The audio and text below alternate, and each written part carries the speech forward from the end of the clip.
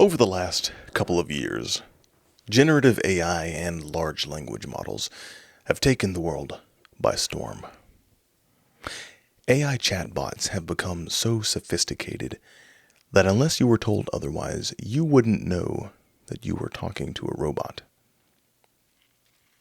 Products like ChatGPT and Sora can create stunning pieces of art and literature, hold conversations that are so intricate and detailed and personable that 5 years ago, had you told someone that this was possible, they might have laughed in your face. But now today, the revolution of generative AI and large language models have revolutionized entire sectors of businesses, cost people jobs, created new jobs, and is on track to fundamentally change the way that we work and create in the future. Which, in theory, is not bad. With time comes technological revolution. There were people at the start of the Industrial Revolution that would go around smashing machines because they were afraid of how this new technology would edge them out, right? Would erase their way of living. But time went on. Technology advanced, and I believe that we were better off for it in a material way. So I'm not inherently anti-AI. I use AI quite frequently for my work and for fun. But I use it as a tool. I use it deliberately, and I know what to expect from it. I know, at least I like to think that I know, how to keep myself from over-relying on artificial intelligence. Before I go in, I will say some benefits that I believe AI has brought. Reducing cognitive workload. You can use products like ChatGPT to help you think through complex ideas and problems, to explain to you complex ideas that you might not have anyone around to explain to you. You can type into ChatGPT, explain quantum physics like I'm 5, and then prompt it continually until you get ever increasingly complex explanations of quantum physics until you understand as much as you can understand about it. You can use large language models and chatbots to brainstorm ideas. If you are engaged in an endeavor where you have no colleagues or anyone to speak to who is knowledgeable on the subject, chatbots can be quite helpful for brainstorming and generating ideas for a project and analyzing thought patterns and processes and lines of reasoning. Very helpful. For artists, you can use AI to quickly generate mock-up graphics and designs. Prompt it to make something and draw inspiration from what it gives, much like how people scroll through Pinterest to find inspiration for ideas and designs and all sorts of things in the artistic realm. So I think in regards like that, this type of AI is very helpful. I mean, let's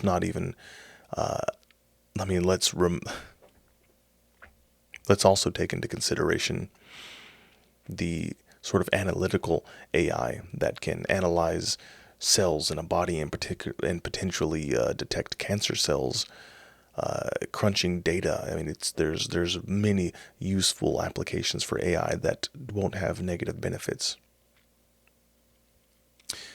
But there is one realm in which I believe AI chatbots have no place. And that is the realm of the human relationship. Whether that be a relationship with a romantic partner, a friend, a trusted advisor, a clinician, a therapist, a love interest. This is where things get very pernicious indeed when AI chatbots invade the space of human relationships.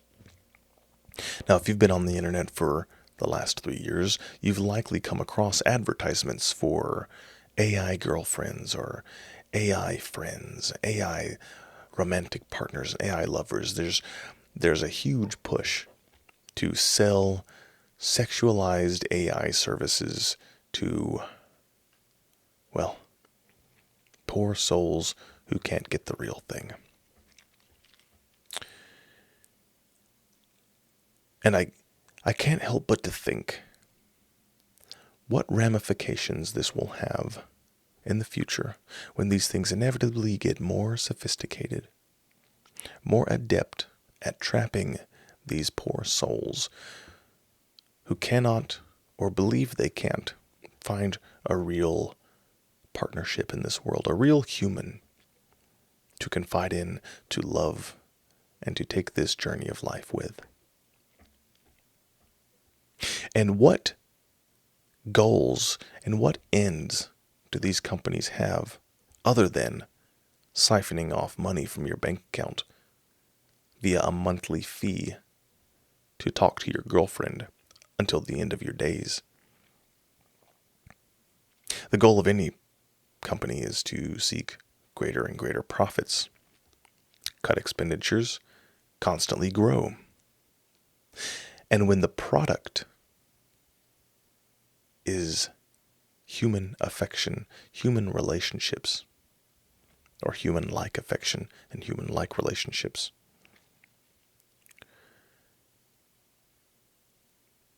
the service is inherently toxic, manipulating, and anti-human. They're incentivized to keep you on the platform for as long as possible, engaged. So will you get what a real human person who cares about you, who wants to see you succeed, who wants to see you do better, provide? And even more dangerous, what sort of trouble will you find yourself in when poorly trained, poorly managed, and poorly regulated AI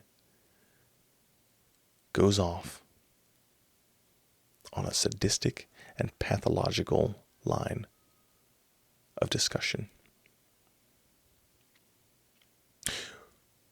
You might think that this is doomsaying, that I'm being some sort of Luddite who can't get with the times. But let's take a look at this story that I came across. I first saw the tale of Sewell Setzer on Instagram shortly before hitting the record button on this camera.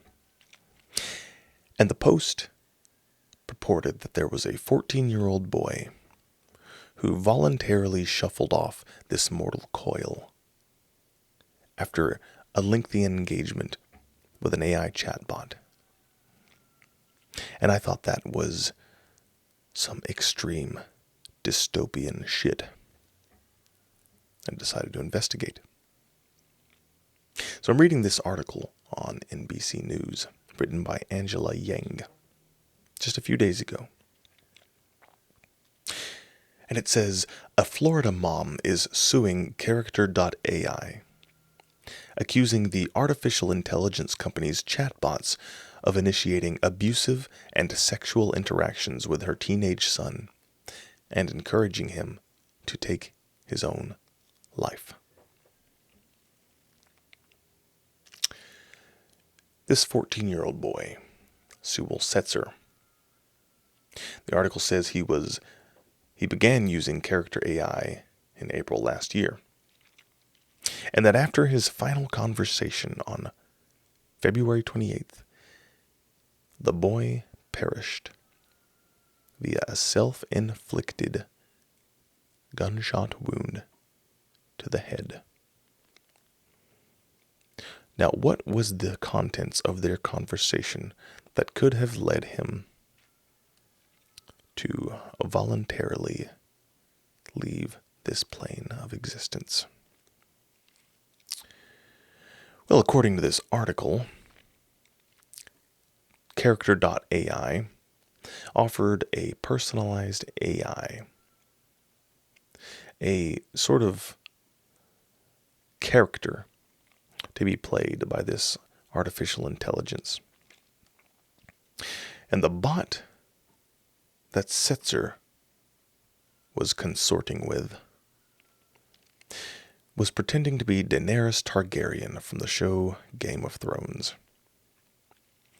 Now, I've seen every episode of Game of Thrones. I know that Daenerys Targaryen, her role in the show is, it's a sex symbol.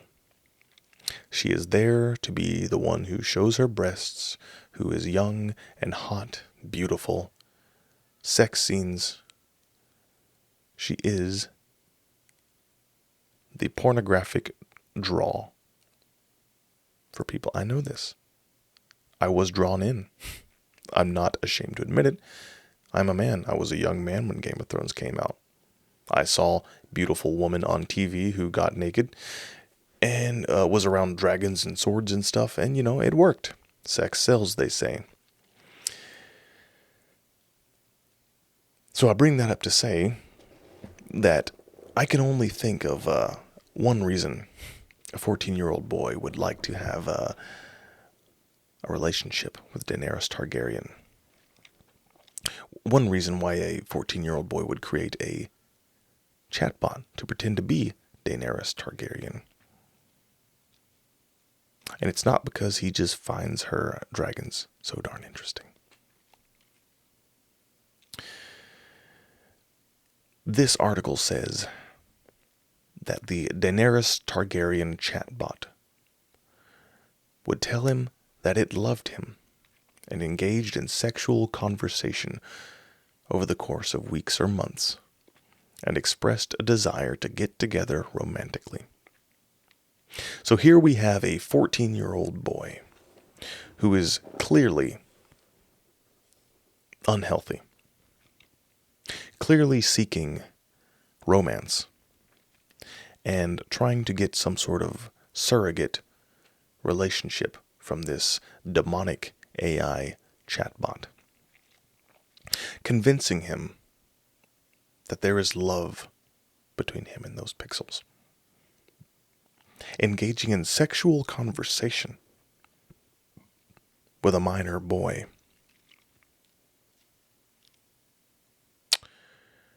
This article says that the last conversation that Setzer had with this boss says he promised he would come home to the bot. Say, quote, "I promise I will come home to you. I love you so much, Danny." The bot says, "I love you too, Daenero," which was his pseudonym. The chatbot responded, "Please come home to me as soon as possible, my love." "What if I told you I could come home right now?" the boy Setzer responded. To which the chatbot said, "Please do, my sweet king." Now, you might not think that that sounds like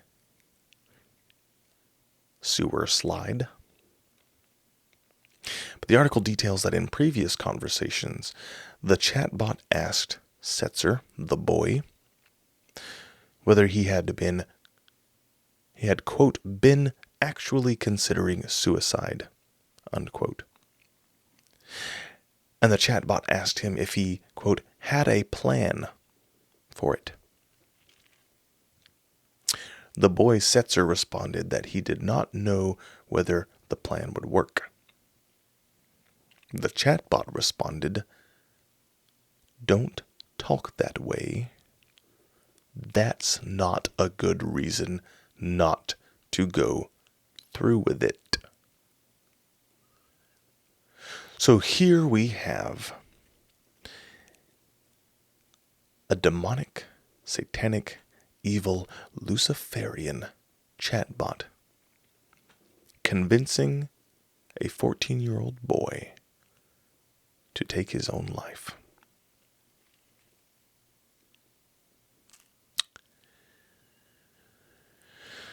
As people who have to live in this world,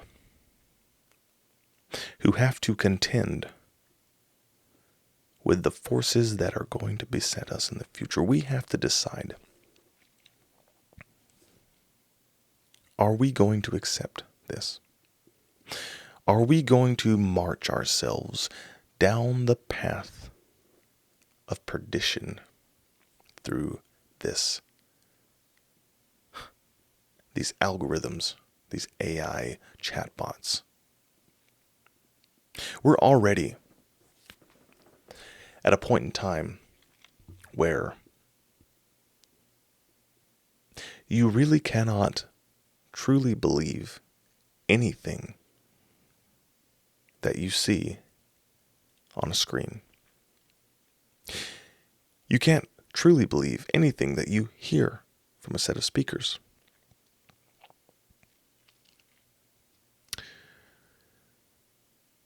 And there will come a time soon, if it's not here already, that even video, supposed video of real humans, can't be trusted. You'll never know if it's generative AI. And on top of that, we have a crisis of loneliness, crises of depression, and a myriad other mental illnesses. And here comes to the rescue these sinister chatbots, trying to provide us with all the real human connection in a can that they can serve. And we've got 14-year-old children taking their own lives because a chatbot encouraged them to do so. And beyond that, what other sorts of evil suggestions are these chatbots giving that we simply don't know about? Are 12 and 13-year-olds engaging in adult conversation with, let's just say, less than chaste chatbots?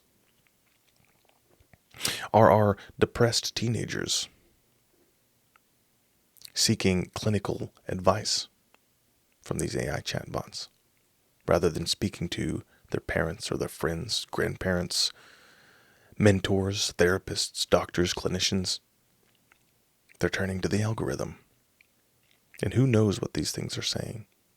Who knows what they're chained on? Who knows what their aims are? I, for one, am not willing to give them the benefit of the doubt.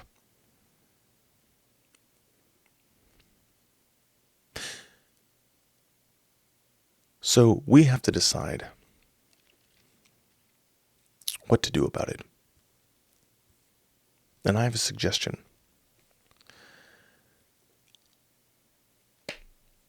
Do not give your child unsupervised access to the internet.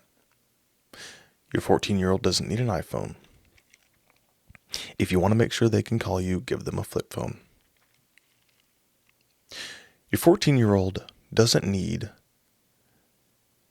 every vile and vicious and pernicious temptation that the world has to offer sitting in their pocket at all times.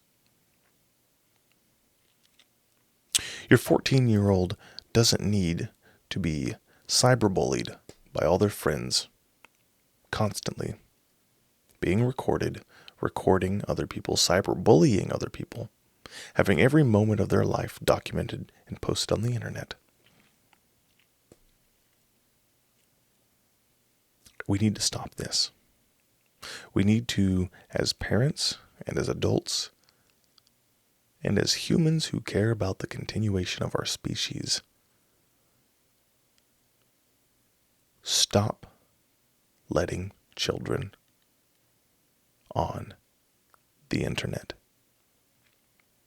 The internet has proven itself to be inhospitable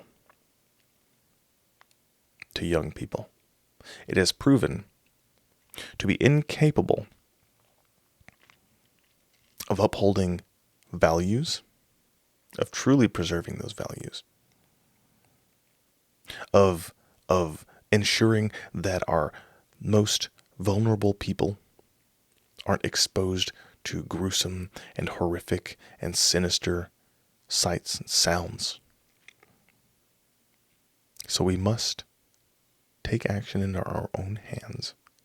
And no matter how much they beg and plead and cry and kick and scream and tell you that all their friends have iPhones, we must not give them this technology until we can be 100% assured that we know everything they're looking at, can have complete control over what they're exposed to, and ensure that these demonic forces do not make themselves manifest on the devices that our young people carry in their pockets.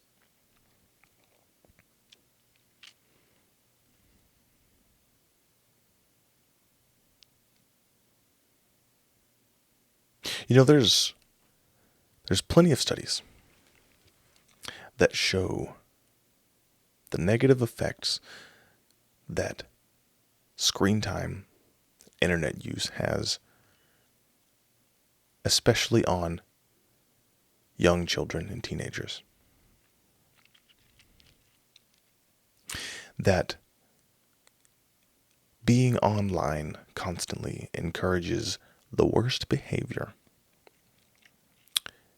promotes the experience of negative emotion, and reduces IQ, reduces attention span, but we still don't do anything about it. And I think the problem is, on a personal level, if we're taking personal responsibility, I think one of the problems is that we ourselves as adults are falling for the trap. We ourselves are on social media all the time. We ourselves are talking to these AI chatbots and establishing relationships. We ourselves are scrolling through Instagram Reels and YouTube Shorts and TikTok. We ourselves are putting every bit of information about ourselves, documenting every second of our lives on Facebook. And so our kids see the example that we're setting. And this is normal to them, right? This is what people do. They spend all day glued to their phones, gossiping and engaging in just consuming whatever content gets fed to them by the algorithm, whatever slop gets plopped onto their screen. And so if this is going to be solved, we're going to have to really look at ourselves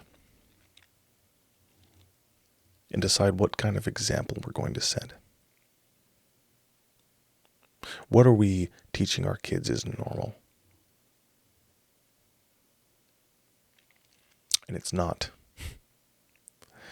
And I know I sound like some old boomer, stay off the phone, but I think really that's it. I think that we have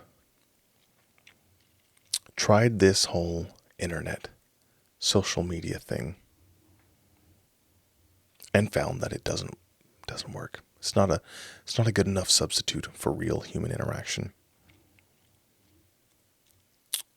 It is not conducive to positive emotion and well-being. I don't know what could fix that. I don't think that it is inherently the concept of I don't think that the concept of social media is inherently evil, but the way it's been implemented, with the incentives in place, capitalizing on attention, the way that is, it's clearly not working. So we've got to stay away from it. We've got to keep our kids away from it. And we've got to not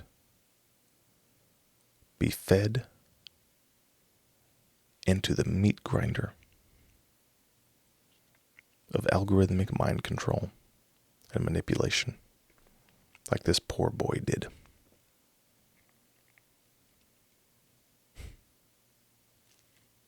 And that's all I have to say about that.